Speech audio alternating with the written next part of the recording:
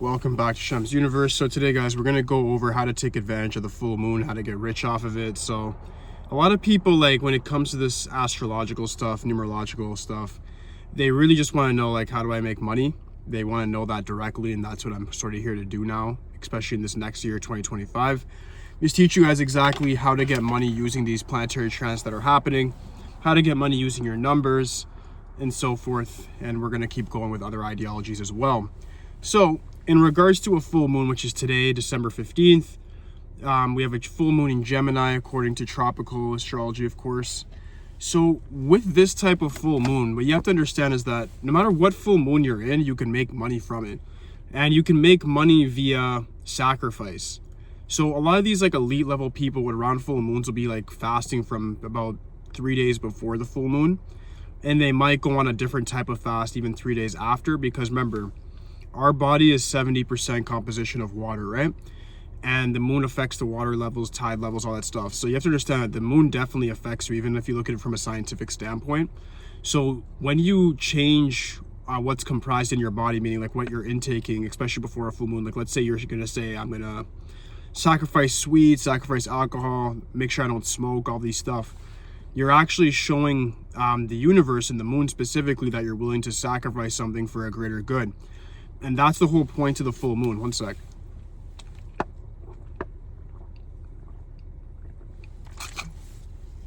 The whole point of the full moon is simply that you know what you want, but you have to more so know what you want to sacrifice. And I've gone over this before in my content for sure, but I want to directly apply it to money today. So what that means is if you want to earn a certain amount of money in the next month, is for the next lunar cycle, which is 28 days, which is a wealth number anyways, what you want to do is ensure that you're sacrificing something for the goal or imperative that you have in mind. So let's say you want to stack 10,000. You got to say, okay, well, I'm going to sacrifice for the next 28 days alcohol, or I'm going to sacrifice weed, or I'm going to sacrifice some sort of drug, or I'm going to sacrifice clubbing or socializing. I'm going to sacrifice sexual gratification via like going on the internet for whatever. Can't say that word on YouTube. So you got to look at what are you willing to sacrifice. Some guys do semen retention. Some women are going to do things where in which they just abstain from sex altogether. So it all depends like what you actually want to sacrifice. And on a full moon, what you should be doing is writing to the full moon almost a letter of sorts, where in which you can say, I'm writing that I want 10,000 for the next month, and I'm willing to sacrifice XYZ in order to attain it. The moment you actually do that, simplistically, like that means you're going to get what you want more so. As long as you actually put the effort in. The full moon is actually more important than a new moon to manifest things. And people think like, oh, the new moon, set your list, and just tell the universe what you want. That's a cool wish list. That's like talking to a guru or talking to a genie and just saying, I wish I had this. That's not necessarily going to work either. I'm going to have another video that goes over how to actually use the new moon properly, because that's definitely not it. But you should be on a full moon knowing exactly what you want, pinpoint to an exact singularity. And then you also need to pinpoint exactly what you're willing to sacrifice and for what duration of time. If you can do things over multiple lunar cycles, that's even better. But you can also use the topic of the full moon to your advantage. That's gonna be the second half of this video.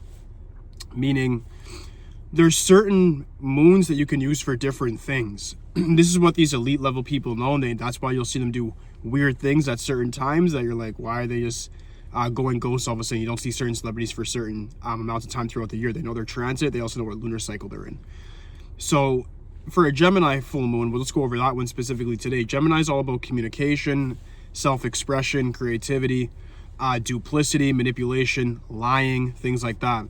So what you can do for the next 28 days is a lot of people with a Gemini full moon will abstain from a vice, yes, but they'll also abstain from things like, let's say, maybe lying. They'll try to abstain from lying as much as possible. Realistically, sometimes if you have a job that might require you to lie a little bit or play with words, if let's say you're a 911 operator, you can't always just say what exactly is going to happen. Sometimes you have to lie because you don't know if you're dealing with like a break-and-enter situation, what have you. So like there's situations that's going to be exceptions, but there's people that will say, okay, for the next 28 days, I will not tell a singular lie, and they're going to focus on every single word they say. If they accompanying every single word they say with abstaining from a certain vice and then having a certain goal in mind, they're that much closer to getting it because they're agreeing with the energy of that full moon, which is within Gemini, all about communication, expression, manipulation. If let's say you had it in Aries, you could say that I'm going to delay sexual gratification because Aries is like the ram, right? It's very aggressive. Taurus, it could be things to do with money as well. I'm not going to spend on frivolous things. Gemini, communication. With Cancer, you can look at things like any sort of narcotics, anything to do with like messing with your mind. So like weed, drugs, things like that. You can say I'm going to sacrifice these things, and I'm also going to make sure that I keep complete control over my emotions the next 28 days, meaning an emotional equilibrium. If you're a Leo, you could say, I'm going to do a lot of selfless acts. I'm not going to be selfish for a singular day. I'm going to do a lot of selfless acts, and I'm just going to act towards my imperative in life because Leo is known to be narcissistic. So what you're doing, these are just a few examples. I'll go through the rest of the list, but what I'm doing so you guys understand is I'm looking at each sign when it's in a full moon, and then what's the dark sides of that sign, and what part of me does mirror that, because we have a bit of these energies within all of us, right? So if you're able to say, okay, the dark side of Leo is narcissism, so I'm going to make sure that I'm very selfless the next 28 days. I'm going to make sure I put other people, not necessarily before me, but I take them into context and I'm doing things. And then I also am going to sacrifice some sort of vice and then have this goal in mind. You create this triangle of manifestation that's impossible to negate. It's going to be something that's very inevitable that you actually are supposed to attain. So it makes it that much easier for you to get it, right? If you look at Virgo, Virgo's all about being a perfectionist, but it's known to be a critic. So you imagine you avoid criticizing other people and even criticizing yourself for 28 days, making sure you're not having any negative connotation, negative thoughts for 28 days. Then you're abstaining from a vice of sorts. And then you have that manifestation that you want to get, whether that be some money, a status, maybe a promotion, what have you. But you have this triangle once again, triangle once again, which is a complete three-pointed figure of how to manifest. There you go again. You have Libra, which is all about self-justification. Sometimes Libras can be overly self-righteous. So imagine you take yourself off a pedestal for a good 28 days. You have your own thing that you're going to abstain from as well. That could be just your egotism. And then you have something like alcohol or weed that you abstain from. And then you have, of course, your imperative. Works even better. When we look at things like Scorpio, Scorpio is definitely all about sexual gratification, very similar to Aries, and about manipulation as well. So you can choose from like trickery, lying, or abstaining from even just any sort of sexual gratification whatsoever during a Scorpio full moon lunar cycle. If you can abstain from that and then also abstain from another vice of sorts that will accompany it, while also literally having your big goal in mind, you win. Sagittarius, they're known for procrastination. Imagine that for the 28 days of a Sagittarius full moon, you never procrastinate, you wake up early, you're very militant, so you're always like staying on point. Sagittarius is known to like wander off, and their dark side is that they'll sort of try to not really ignore problems, but sort of act like they're not there. So I guess they are ignoring it. That's the dark side of Sagittarius. So if you're able to not do that for a full 28 days, meaning you're able to be very diligent, face everything head on, be almost more confrontational than you usually are, you'll find that you win more. With Capricorn, it's all about militancy. Sometimes they can be overly serious. And a 28-day full moon with Capricorn, instead of overly focusing on material things, imagine you focus on giving away charity instead. What can you give back to people? If you can do that, also abstaining from another vice, and then focus on your manifestation, that's a lot of sacrifice that you're doing for 28 days. You'll get what you want.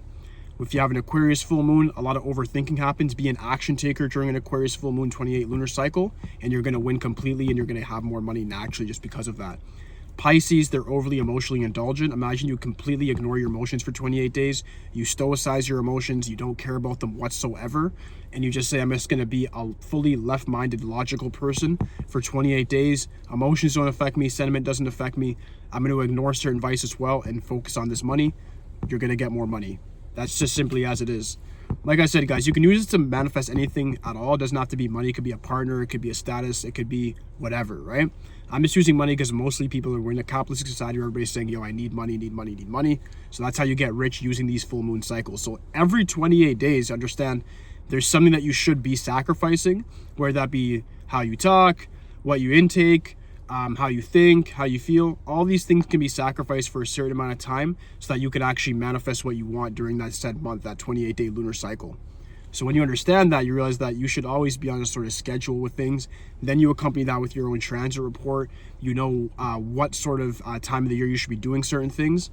and you become an unstoppable force, because all of a sudden you're navigating with the universe. You're using what the universe has given us as knowledge to navigate your life and do the right things at appropriate times.